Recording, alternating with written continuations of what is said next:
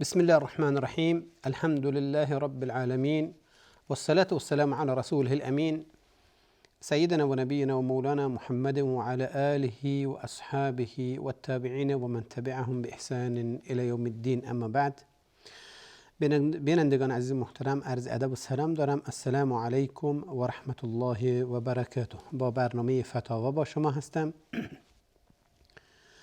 که در این برنامه طبق معمول به سوالات مطرح شده و سوالات رسیده شده به دست بنده پاسخ داده خواهد شد و شما بینندگان عزیز محترم میتونید که معذرت میخوام سوالات شرعی خودتون رو با ایمیل هایی که زیرنویس خواهد شد پیامتون ارسال بدارید تا ان شاء الله و به توفیق او تبارک و تعالی در برنامه‌های بعدی ما به پاسخ به آن بپردازیم.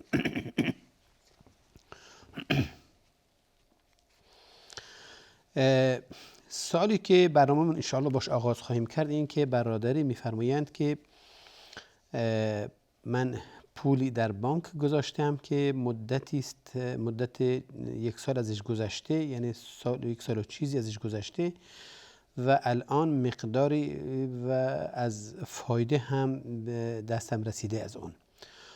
آیا این من برگردونم به بانک یا اینکه برای من درسته که اون بگیرم یا اینکه چه کارش کنم، صدقه کنم یا نه؟ عموما میدونید که پولی که انسان داشته باشه اگر سال ازش بگذره و حد نصاب هم باشه، زکات بر آن چیه لازم هست و واجبه. پس در مالی که انسان داره، در ذخیره هایی که داره، ذخیره های مالی، اگر یک سال 12 ماه قمری ازش بگذره شرط دومش هم این باشه که حد نصاب یعنی قیمت 85 گرم طلای خالص 24 ایار 24 باشه، حالا میگین که چیه؟ این زکاتش لازم هست و واجب هست. هرچند سوال برادرمون این نبود، سوالش درباره فایده آن بود که حالا رسیده.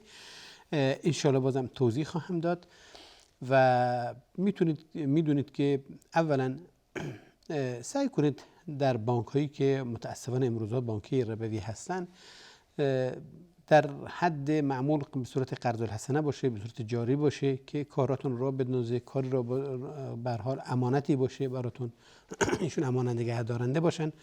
و اما اینکه کسی بخواد حالا قرارداد بلند مدت کوتاه مدت برای فایده ببنده، این شرعاً درست نیست، این رباست، این حرامه. بهتره که ما این مسائل رو از اموال و اولاد خودمون چیکار کنیم؟ دور کنیم. پس سزاواره که انسان احتیاط کنه، انسان میبایستی تقوا رو پیشه بگیره و اون چیزی که سود آور هست از این جهت باش همکاری نکنه و اون رو اموالش رو در اختیار به هر حال مراکز ربوی قرار نده که بخواد از فایده اون بخواد چیکار کنه؟ بهره ببره، زیرا که همین فایده حقیقتا سبب طغیان نفس میشه، سبب بیبرکتی میشه و همچنین بیبرکی در مال و روزی و اولاد و همه اینها چیه در بر داره. به همین منظور بدون حکمت نیست که خداوند چیزی را چه کار کرده؟ حرام کرده. یمحق الله الربا و یربی الصدقات. یمحق الله الربا و یربی الصدقات یعنی برکات ربا کلا چه کار کرده؟ از بین برده، اما معامله درش برکت قرار داده. حالا بعد از این مقدمه برمیگردیم که برادرمون که ایشون این مبلغ رو گذاشتند در بانک و الان این فایده براش اومده چه کار کنه؟ طبعا این ربا، این زیاده، میگیم که حق استعمال در مسائل شخصی نداره. شما حق ندارید، کسی حق نداره که این ربا رو برداره و بگیره و بخواد ازش استفاده کنه. باید اولا اعتقاد داشته باشه که این جزء مال خودش نیست، این بنا حق رسیده روی پولش به هر حال و در حسابش وارد شده که میبایستی این رو از مالش جدا کنه تا سبب خرابی مالش نشه، سبب ضایع شدن مالش نشه. حالا اگر بذاره که میدونید خب مراکزهای ربوی از این پول استفاده میبرن، چه بسا که این بر علیه من و شما، بر علیه اعتقادات من و شما هم به کار بگیرن. و چنانچه به هر حال این ثابت شده است. و اگر بخواید بردارید طبعا میبایستی احتیاط کنید و این در مسائل شخصیتون رو به کار نگیرید، نه در خوردن، نه در نوشیدن، نه در به هر حال در بنا و ساخت و ساز این چیزا کلا ازش استفاده نکنید. یکی از برادران داشت صحبت میکنه، گفت که من اینو برداشتم گرفتم اما من نگذاشتم که در سر سفره ما قرار بگیره یا به خور بچه هامو بدم. نه، من رفتم به هر حال در قبالش یک زمین خریدم تا اینکه به هر حال باشه. گفتم خب به همونه دیگه، شما در مسائل شخصیتون استفاده کردید، فرق نمیکنه حالا چه شما اون رو در خوردنی ها استفاده کنید، چه در ملابس و پوشیدنی ها باشه، چه در اون چیزی که وسایل زندگی دارید ازش استفاده میکنید، حالا فریزر باشه، یخچال باشه، تلویزیون باشه، زمین باشه، خونه باشه، هر چی بخواد باشه، همه اون چیزی که شما میبایست از مال حلال و پاک خودتون صرف کنید اگر به کار بگیرید چیه؟ ممنوع هست. پس شما میبایستی این رو کنار بذارید و به عنوان این چیزی که نبایستی کلا در مورد استفاده شما واقع بشه، به هر حال هدفتون این باشه برای که به کار نگیرید و از مالتون جدا کنید. خب حالا چی کارش کرد؟ شما این رو در منافع عام استفاده به کار بگیرید، اون رو به هر حال به شهرداری و به این چیزها بدید تا بتونه در مسائل عامه استفاده کنه و به کار بگیره. و یا اینکه افرادهایی که مدیون بانک هستن به هر حال مضطر بودن، مجبور بودن قرض بگیرن برای بنا خونه، چیزایی که نداشتن، مخارج عروسیشون، اینها حالا اینها مدیون هستن از طرف بانک، چیزی براشون چیه ماهونه میبایستی بدن، پرداخت کنن، یا اینکه اصلا شارژ کردن براشون، اضافی اومده براشون، شما میتونید با این پول اضافه اونها رو بدید. یعنی حالا این مال ناپاک رو به خود اصحابش چیه برگردونید تا اینکه ذمت و عهده یک فردی از برادرانتون چیه آزاد بشه. این هم مناسب هست، این هم خوبه. پس شما چیکار کنید؟ این رو میتونید در برای حالا آزاد کردن حالا برادرتون مسئولیتش و عهده اون به کار ببرید و به بانک بدید تا از بدهی اون فرد چیه کم باشه. اینم بسیار روش جالبی هست و واضحی هست. و اگر فرد نیازمند باشه، میدونید که واقعا شما ندارید کمکش کنید، حالا بیمارستانی هست، برای مخارج بیمارستانش اینها شما ندارید چیکار کنید. حالا در این هم اگر شما مجبور باشید و چیز دیگه غیر از این نداشته باشید، فرد به هر حال چیزی نداشته باشه، فقیر باشه، خب میتونید به هر حال اجباراً بهش بدین.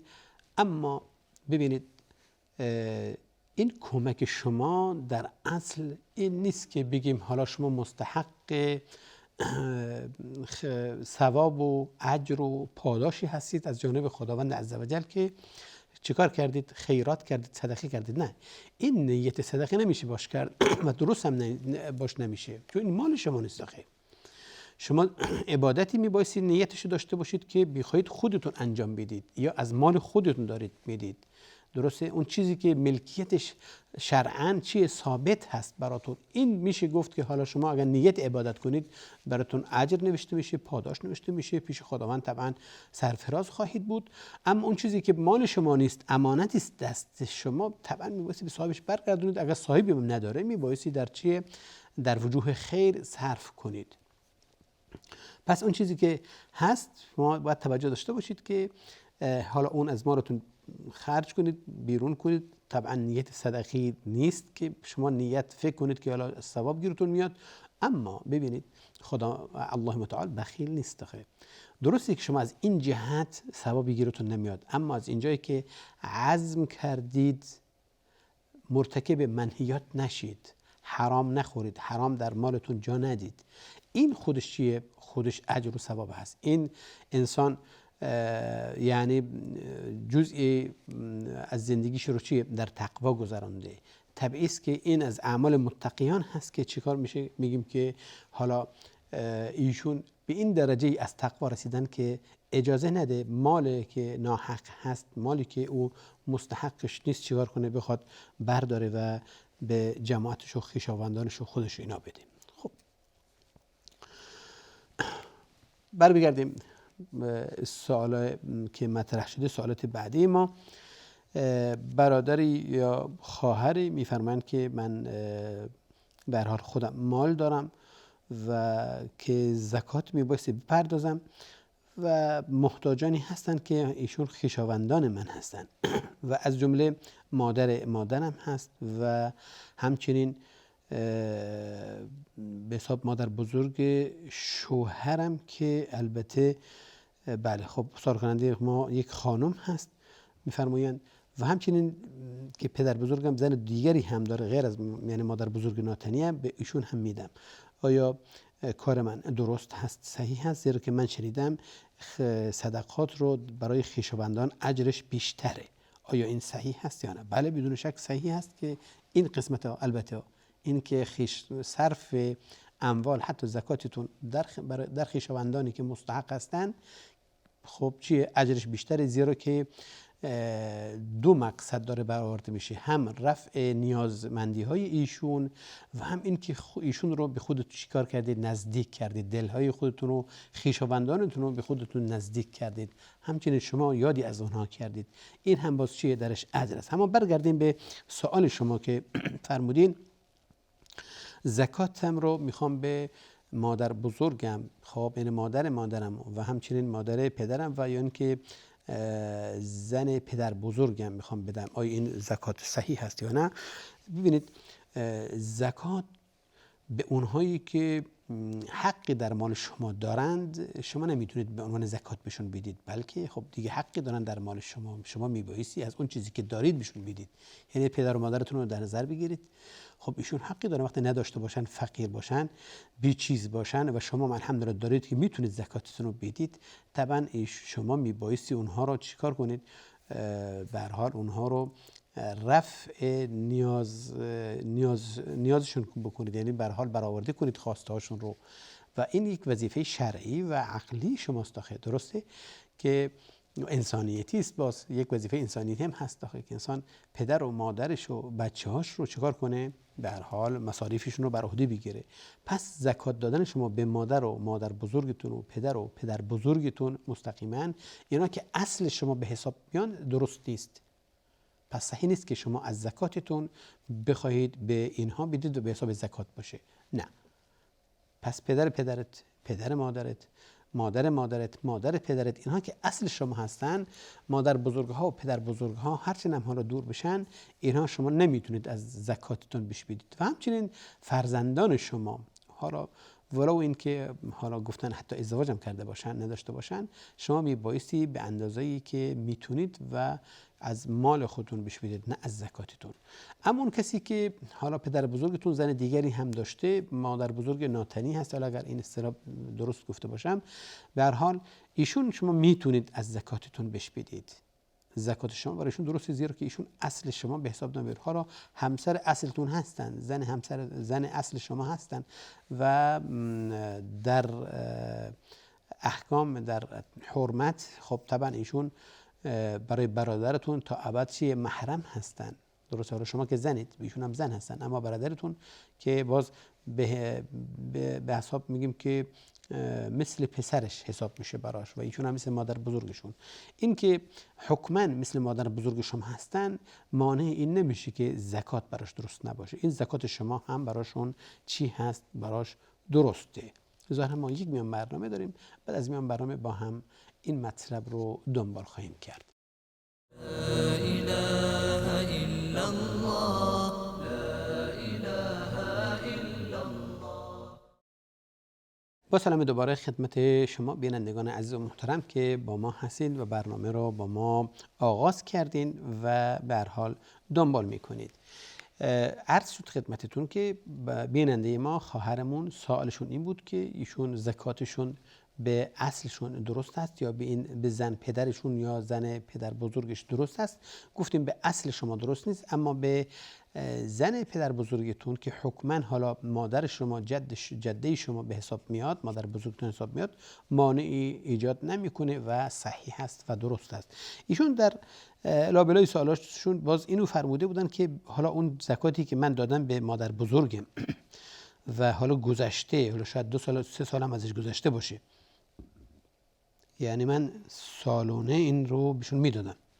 حکم چیست؟ خب شما یک اموالی رو که حق دیگران هست به کسی دیگه میدادین، حالا باید به نظرتون چیکار کنید؟ درسته؟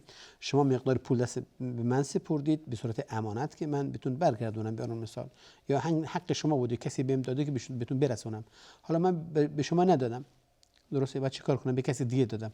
خب قبول شدن این مورد قبول نیست آخه، درسته؟ پس شما میبایستید اون مقداری که از زکات به ایشان پرداخت کردید، به مادر بزرگتون، به پدرتون، به مادرتون، به هر حال پدر بزرگتون، اینا که اصل شما به حساب میان، حتما میبایستی قضا کنید. یعنی اون مقداری که به اینا پرداخت کردید حالا دیگه که متوجه شدید درست نیست، چیکار کنید؟ به مستحقین زکات بدید، به اونایی که فقیر و فقرا هستن، به عموت و به داییتون و به خالتون و به خواهر و برادرانتون و مثلا هر کس که فقیر باشه، اگر اینها به شرط اینکه مستحق چیه زکات باشن، نداشته باشن، مدیون باشن، درسته؟ اینها میشه بهشون داد. حالا به جایی که اون چیزی به اونها دادید، حالا یک وظیفه بوده بگیم به پدر مادرتون، به پدر بزرگ و مادر بزرگتون، حالا این حتما اون مقدار رو چیکار کنید؟ مال هم چند سال رو که میدونید مطمئن هستین چیکار کنید؟ بله بهشون بپردازید. و اینکه صدقه برای خویشاوندان اولاتره، بله اتفاقا حدیثی است و قصه است از ابی طلحه انصاری رضی الله تعالی عنه که اومدن پیش رسول الله صلی الله علیه و آله فرمودن که من باغی دارم، به هر حال از نخل و اینها میخوام صدقه کنم. رسول الله صلی الله علیه و آله فرمودن که ارا ان تجعلها فی الاقربین، من اینو بهتر میبینم که شما اون رو برای خویشاوندانتون وقف کنید، به خویشاوندانتون بدید. پس این چیه؟ اولاتر هست و بهتر از این که همچنان که در اول همین سوال گفتیم، زیرا که دو هدف رو داره دنبال میکنه. یکی این است که شما نیازمندی های طرف رو دارید برطرف میکنید، ثانیا اینکه شما ایشون رو به خودتون نزدیک میکنید. اولا که خویشاوند هستن، به شما به هر حال حقی دارن، حق بیشتری دارن از دیگران، از اجنبی، پس اینم برای چیه؟ اولاتره و بهتر هست. سوال بعدی ما میفرمایند که فرزندی که حالا غیر شرعی باشه در مجتمع اسلامی چه حکمی داره و آیا ایشون میتونن یک قاضی بشن، رئیس دادگاه بشن یا نه، و آیا در مسئله ازدواجش چه خواهد شد؟ آیا میتونه با یک زن مسلمان ازدواج کنه یا اینکه قانون خاصی داره یا نه؟ ببینید حالا فرزندانی که به هر حال میگیم در فرزندان خیابانی میگیم، حالا اگر این اصطلاح درست باشه، فرزندانی که پدرشون مشخص نباشه، حالا پیدا شده باشن جایی، از اونجایی که در جوامع اسلامی هست اینو حکم اسلام به خود میگیرن، اینها مسلمان هستن و اینها حق زندگی و معیشت دارن، حق تربیت درست دارن در جامعه. وظیفه یعنی اینه که وظیفه جامعه اسلامی است که ایشون رو عهدهدار بشه و تربیتش و تعلیمش و به هر حال ما احتاج مسائل زندگی براش فراهم کنه و ازش مراقبت کنه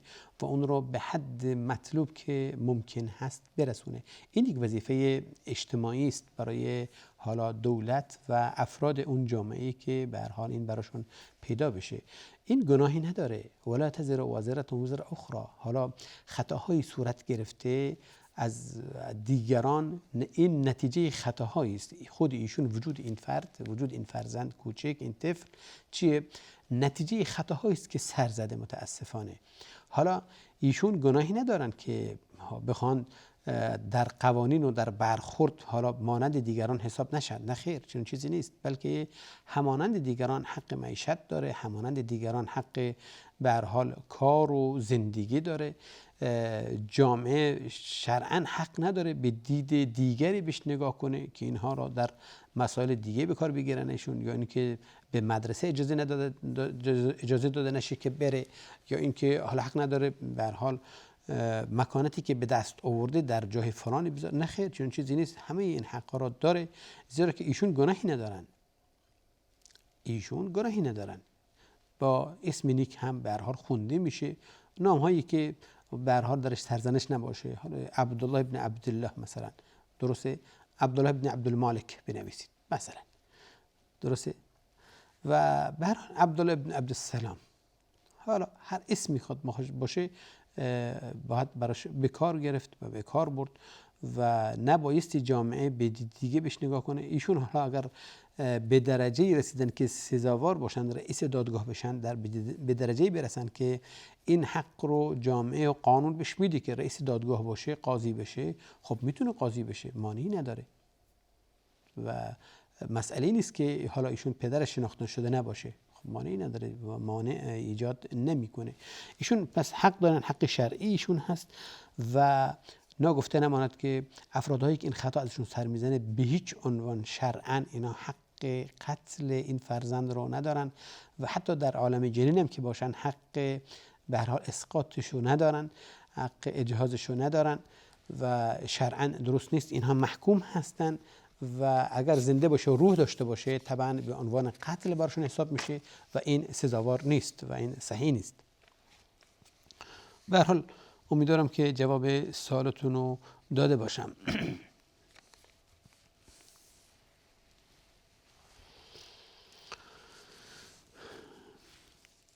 آیا وساطت کردن هم حکم رشوه دادن داره یا نه؟ سوالی است که به هر حال بیننده ای ازمون پرسیده، سوالش رو مطرح فرموده، این که وساطت کردن به هر حال بین افراد آیا این حکم رشوه دادن هست یا نه؟ میدونید که رشوه دادن حرام هست. رشوه از رشاست، یعنی اون بندی که انسان به هر حال آب بالا میاره از چاه اون چیزی که وسیله‌ای که بین شماست و آب، درسته، تا بتونید دسترسی پیدا کنید به اون چیزی که نیاز دارید. و همین کلمه رشوه رو از اونجایی که کارکردش به این صورت هست، یعنی به هر حال اون وسیله قرار داده میشه تا اینکه انسان به هدفش برسه. اسمش گذاشته شده، معذرت میخوام، اسمش گذاشته شده همون چیه، رشوه. و این طبعا شرعاً اگر انسان اون رو میخواد برسونه به چیز غیر مستحقی حرام هست. رسول الله صلی الله علیه و آله یک فردی رو به عنوان نماینده خودش فرستاد یمن تا اینکه زکات‌ها رو جمع کنه. برگشت و وقتی که به هر حال اموال زکاتی رو آورده بود قسمتی رو جدا کرد و ایشون گفتن که یا رسول الله این قسم این چیزی است که به بنده داده شده و ربطی به زکات اینا نداره. و رسول الله ناراحت شدن، فرمودن که اگر قرار باشه چیزی برای شما سزاوار بود که شما تو خونه پیش پدر مادرت باشید، در منزلتون باشید، نه اینکه وقتی که یک پست و مقامی بهتون داده بشه بگید که این برای من داده شده، این هدیه برای من آورده شده و این زیاد صدقات به من داده شده. و یعنی رسول الله این عمل رو چیه رد کردن و سزاوار نیست.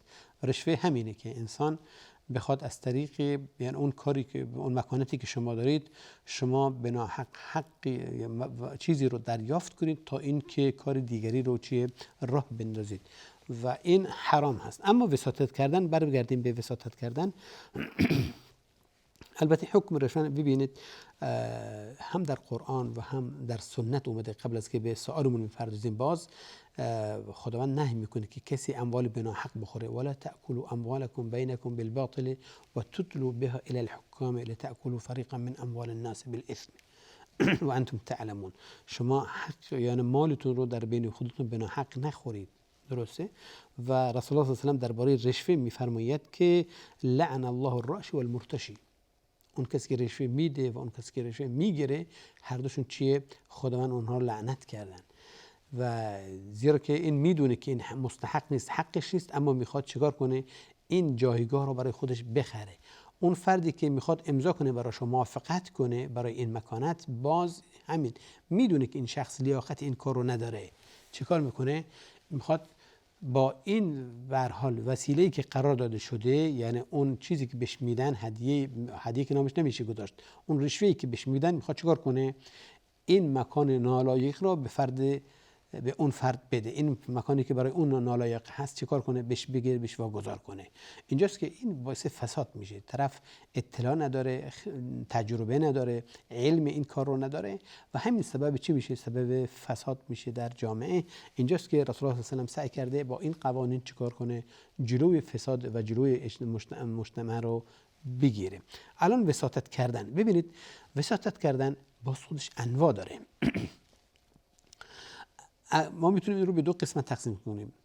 اگر یک وساطت درست باشه، ببینید جر و مرافعه دعوایی هست برای به هر حال اموال یا چیزی، کسی میخواد وساطت کنه، کسی میخواد به هر حال این مشکل رو از بین ببره و کنار بزنه تا جامعه به صلح و صفا به هر حال دعوت بده. خب این وساطت میکنه، پیش این میره، پیش اون میره، این مانع ایجاد نمیکنه و این درست هست و درش ثواب هم هست، درش اجر هم هست. به هر حال کسی مستحق کاری هست اما شناخته شده نیست، خب فردی میاد اون رو معرفی میکنه به دیگری، یعنی وساطت میکنه براش و براش معین میکنه که این کی هست، چی داره، چی نداره. به هر حال اینم چیه، درست هست و صحیح هست و کارش درش اجر و ثواب است. اما اگر وساطت مثل همون برنامه رشوه اینا باشه، یعنی بخواد کسی رو سر کاری بذارن که مستحق نیست، شما چند نفر مشارکت کردن در یک امری، حالا اون کسی که اولاتر خب به هر حال قبول شده که باید بره سر کاری میکنن که یک فرد بیاد به هر حال با مدیر قسم صحبت بکنه که اون رو کنار بزنه و دیگری رو به کار بگیرن. درسته که حالا تجربیات این فرد نداره یا اینکه علم این فرد نداره، این میشه وساطت حرام و این جایز نیست. این وساطت حرام است. این هم درست همانند چی هست؟ همانند همون رشوه که رسول الله صلی الله علیه و سلم چیکار کرده؟ منع کرده.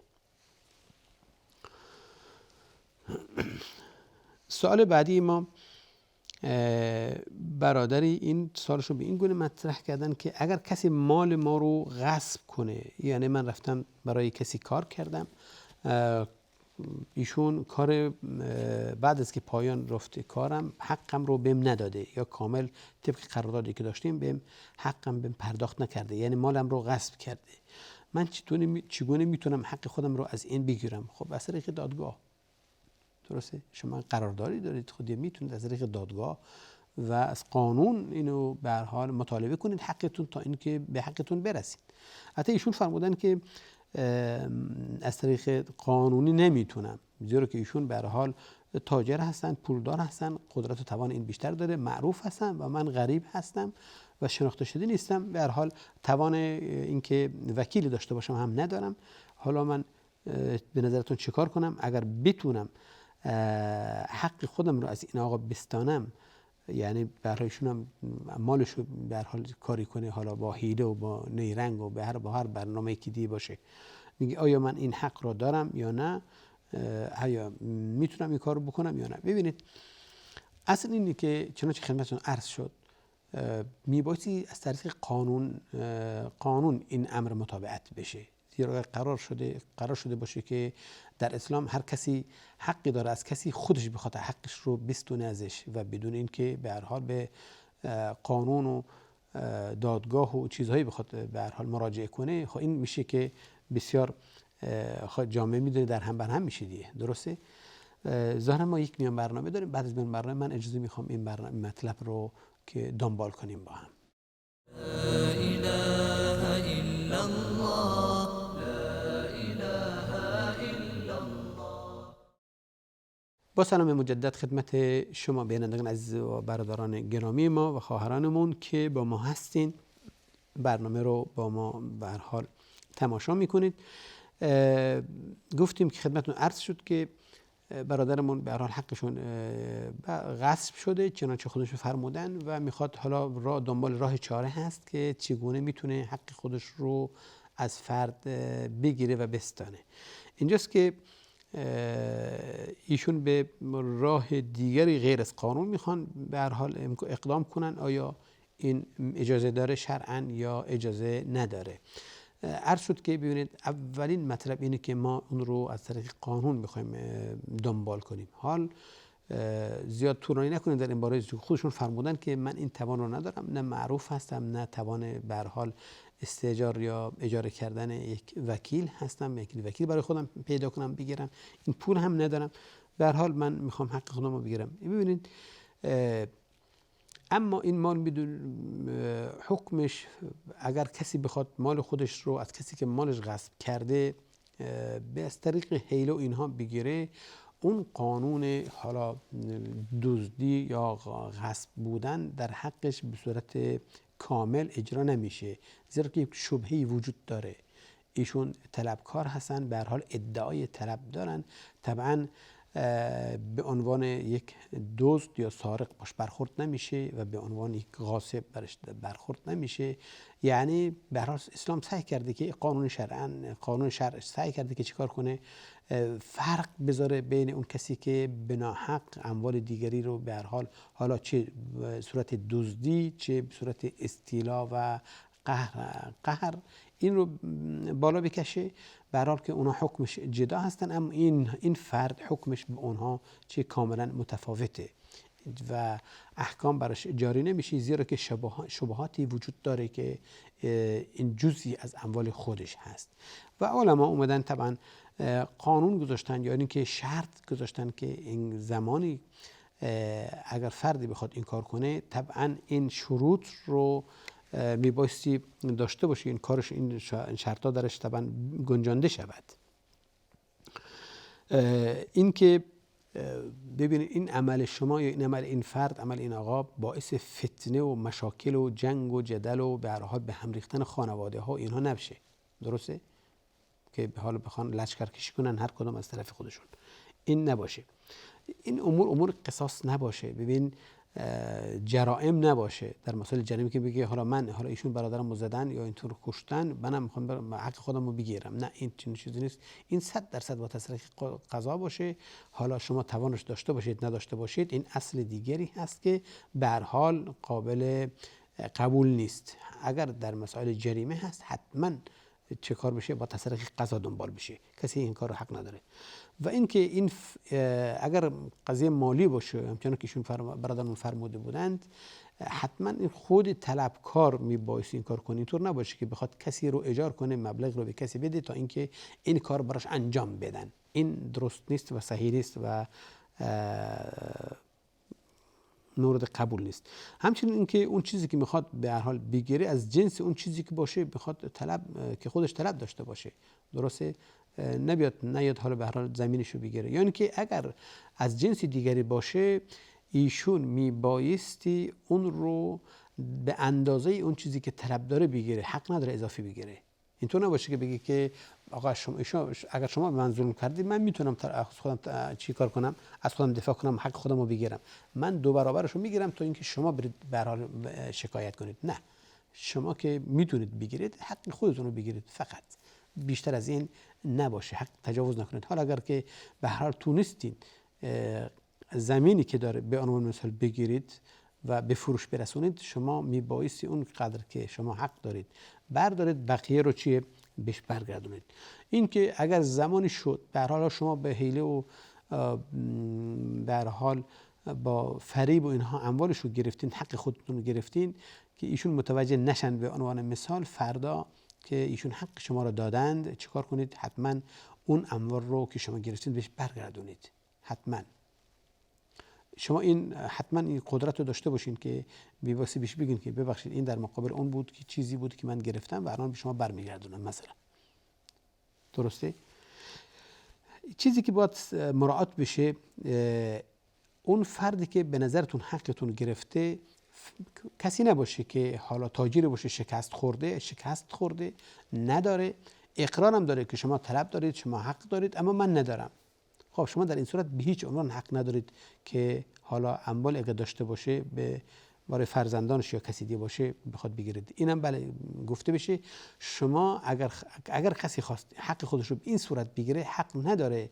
حق به هر حال زن و فرزند و غیر از اون چیزی که در ملکیت خودش باشه شما بگیره، کسی بخواد بگیره، نه، حق نداره.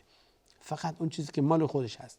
به مجرد اینکه حالا این پسر اون هست، این به هر حال عموزاده اون هست، یعنی که این همسرشون هستن یا و مسائل دیگه، میخوام بگیرم مالش رو به هر حال غصب کنم، این درست نیست و این صحیح نیست، کاملا غلط هست. پس این شروطی است که معمولا در نظر گرفتن فقها و گفتن که کسی حق نداره این کار رو انجام بده، مگر حالا اگر مجبور باشم این شروط رو میبایستی چیکار کنه؟ مراعات کنه و مد نظر قرار بده تا اینکه ایشون به عنوان متجاوز شناخته نشن در حالا کل حال در شرع و در مجتمعی که داره زندگی میکنه. حالا سوال بعدی ما برادرمون فرمودن که من به هر حال مسلمان هستم، دانشجو هستم، اما مبتلا شدیم به این که پدرم مالی که به دست میاره به هر حال مخلوطی است از حلال و حرام و اینها، و بنده هم خب یک دانشجو هستم که خودم مخارج دارم اما منابع مالی ندارم و از ایشون این مدد میطلبم و میگیرم. حالا من چیکار کنم؟ آیا من حق دارم؟ میدونم که ایشون پدرم مالشون مخلوطی است از حلال و حرام، آیا من میتونم این پول رو بگیرم و مصرف کنم، یا اینکه اگر نباشه من میبایستی درسم رو چیکار کنم؟ میگه که بذارم کنار و یعنی ترک تحصیل کنم تا برای خودم به هر حال کاری پیدا کنم اینا. حالا من چیکار کنم؟ آیا این مال رو بردارم یا نه؟ ببینید، اولا پدرتون مسئول هست از اون چیزی که به دست میاره. هیچ وقت زن و فرزندان اونهایی که انفاقشون بر ایشون واجب هست و واجب می باشه، ایشون مسئول نیستند که حالا این فرد از کجا آورده و از کجا میاره و به اونها داره چی انفاقشون میکنه. این که اونها اگر میدونن به هر حال سعی کنن روش کار کنن و اون رو ترغیب و تشویق کنن در عمل حلال، خود طبعا این جایز هست و این امر به معروف هست. اما اینکه ایشون فکر کنن حالا ما مؤاخذه خواهیم شد نزد خداوند عزوجل به اون چیزی که این کاری که این آقا انجام میده، نه، ولا تزر وازره وزر اخرى، کسی بر به گناه دیگری به هر حال چی مؤاخذه نخواهد شد. کسی دیگه داره گناه میکنه، به من شما چی ربطی نداره طبعا. اما میدونیم که خدمت شد اگر من باب علم باشه که میدونیم این کار میکنه، به هر حال نصیحت باشه، امر معروف و نهی از منکر، این طبعا یک وظیفه دینی است و عالی هست و جایز هست. اما بگیم که این کار میکنه، نه. اولا. ثانیا، مال که به دست میاره یا این که حرام محض هست، یعنی مالی است که شرعاً حکمش مشخصه و فرد حق نداره بهش نزدیک بشه، یعنی فروختن شراب، خمر، اون چیزی که مست کننده باشه، فروختن گوشت خنزیر، درسته، به هر حال کلاه گذاشتن سر مردم و اموال اینها رو بالا کشیدن و از این مسائل، اون چیزی که مشخصه و معلوم هست، حرمتش معلوم مشخصه، این طبعاً بگیم که انسان مؤاخذه خواهد شد و بهتره که انسان اصلا از این شخص کمک نگیره، مالشو نگیره و اولاتره. اما اگر مختلط باشه، به هر حال حالا حرام هست، حلال است، نمیدونیم چقدر حلال است چقدر حرام است، یا اون چیزی که شما فکر میکنید حرام است حقا حرام است، یا اینکه از نظر شما و از دیدگاه شما این درست نیست، این عملش خوب نیست. حالا شاید به نظر شما داره به هر حال در معامله دروغ میگه یا در معاملش قسم میخوره و به نظر شما این کار درست نیست و این حرام میاره و از این مسائل ها، این برداشت شاید من شما باشه فقط، و اما ایشون کارشون درست باشه. عموما علما حکم بر این کردن که اگر مال مخلوط باشه، خب نفهمیم که چه جزئیش به هر حال حرام هست چه جزئیش حلال هست، دیگه نمیشه حکم کرد بر این. و شما این جایز است که شما مالش رو بگیرید، ایشون در مقابل خوبی‌هاش ثواب میبرن، در مقابل بدی‌هاش که حالا از حلال به دست نیاورده طبعا مسئول هستن و پاسخگو هستن، اما شما هیچ مسئولیتی ندارین. شما میتونید از این امر به هر حال بهره ببرین، شما درستون رو بخونید تا اینکه به درجه‌ای برسید و شما بتونید لااقل کافل خوبی باشین برای ایشون، برای پدرتون، تا ایشون دست از این کارشون برداره و از طریق شما به هر حال نیازمندی هاشو برطرف بشه. اگر مال حرام محض بود، خب میگیم این جایز نیست انسان بگیری ازش، حتی هدایاش انسان میتونه قبول نکنه، بهتره. حتی بعضی علما گفتن که هدایاش هم عرض کردم به هر حال خودش مسئول خود کار خودش هست و میشه گرفت، اما حالا بعضی علما ترجیح دادن که این چیه برداشته نشه. اما اگر مخلوط باشید درسته، پس توصیه میشه که شما درستون رو بخونید، ادامه بدید، خصوصا چنانچه فرمودید به هر حال تخصصی که داره تخصصی است که به هر حال آینده خوبی داره، و امیدوارم که خداوند شما رو موفق کنه و پیروز باشید ان شاء الله تعالی. میگه که من مدیون هستم و میخوام کفاره بدم و مال هم ندارم، چیکار کنم؟ خب من نفهمیدم که کفاره چی هست داخل. خب لا یکلف الله نفسا الا وسعها. سال بعدی ما این که برادرمون یا خواهرمون سوالشون به این صورت هست، یکم حالا سوالاتش گنگ به نظر میرسه، میگه که من مدیون هستم میخوام کفاره بدم. فکر کنید که ایشون متحمل خطاهایی شدن که در شریعت میبایستی کفاره بپردازن. درسته؟ مثلا کسی روزی بوده، در هنگام روزه نزدیکی کرده با همسرش، در هنگام روزی که روزه رمضان، البته در رمضان بوده، روز رمضان بوده، طرفین روزه بودن یا خودش روزه بوده و این امر ازش سر زده و طبعا کفاره داره و این کفارش رو از اونجایی که امروزه شاید در منطقه خودمون که زندگی میکنیم برده‌ای وجود نداره، میگم که حالا میبایستی 2 ماه پی در پی روزه بگیره و طبعا توان اینم که شاید نداشته باشه. حالا اینجاست که 60 مسکین رو میبایستی غذا بده. ایشون میفرمایند که من ندارم، مدیون هستم، چیکار کنم؟ خب باید صبر کنید تا اینکه بتونید پرداخت کنید. اگر میتونید روزی بگیرید پشت سر هم 2 ماه، خب میتونید باعث روزی بگیرید. یا عمل قتل صورت گرفته، به هر حال قتل خطئی صورت گرفته که ایشون میبایستی چیکار کنن؟ این باید روزی درباره روزه هست، البته روزه باید بگیرن. حالا کار نداریم اگر که درباره همون فردی که کفاره روزی داشته اگر نداره، میبایستی صبر کنه و ایشون در ذمتشون هستن تا اینکه زمانی برسه و بتونه این کفارات رو بده. البته اینطور نیست که حالا کفارات شما پشت سر هم باشه، نه. حالا 60 مسکین غذا دادن، اینطور نیست که حالا شما امروز حتما 60 نفرشون با هم باشه یا 60 روز به یه نفر بدین، نه. معنی نداره که امروز 2 نفر بدین، حالا هفته بعدی چند نفر دیگه و به این صورت، به صورت تفرق، تا اینکه این از عهده شما تمام بشه. ظاهرا ما وقتمون به پایان رسیده و تا وقت دیگر همه شما را به خداوند بزرگ میسپارم. سبحانك اللهم و بحمدک، اشهد ان لا اله الا انت، استغفرك و اتوب الیک. السلام علیکم و رحمت الله و برکاته.